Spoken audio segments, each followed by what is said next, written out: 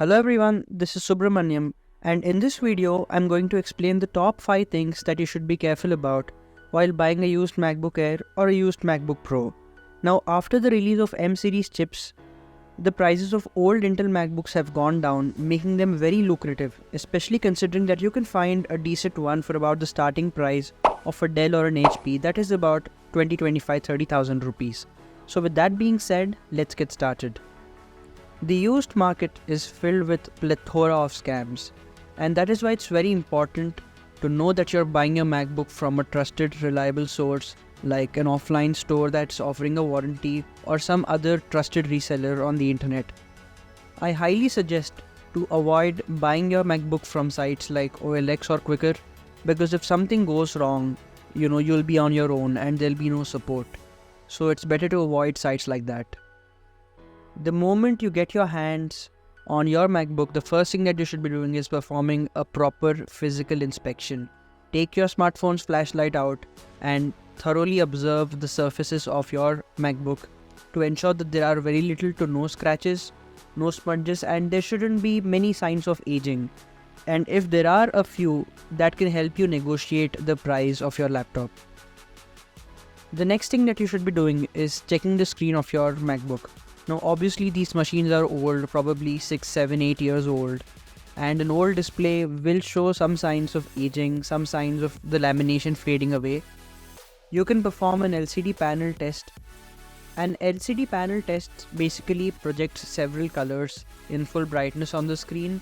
So with the help of those colors you can see if there are some burn-in issues with the panel.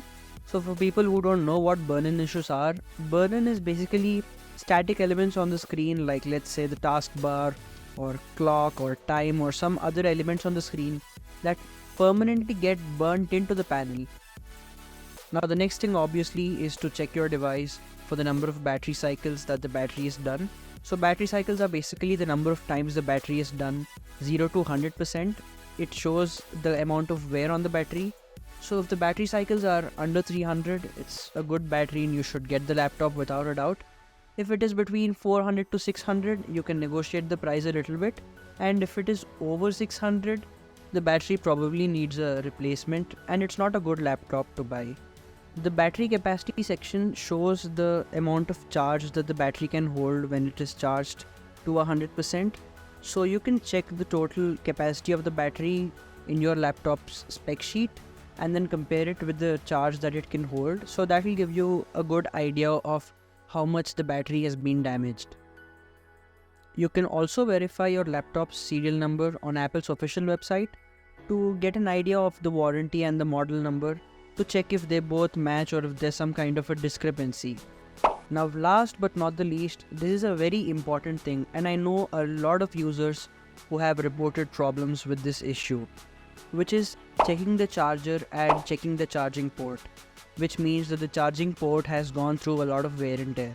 So if the charging port looks very bad, then you should probably avoid that laptop, because replacing the charging port is really expensive, and sometimes a bad charging port can result in your charger spoiling.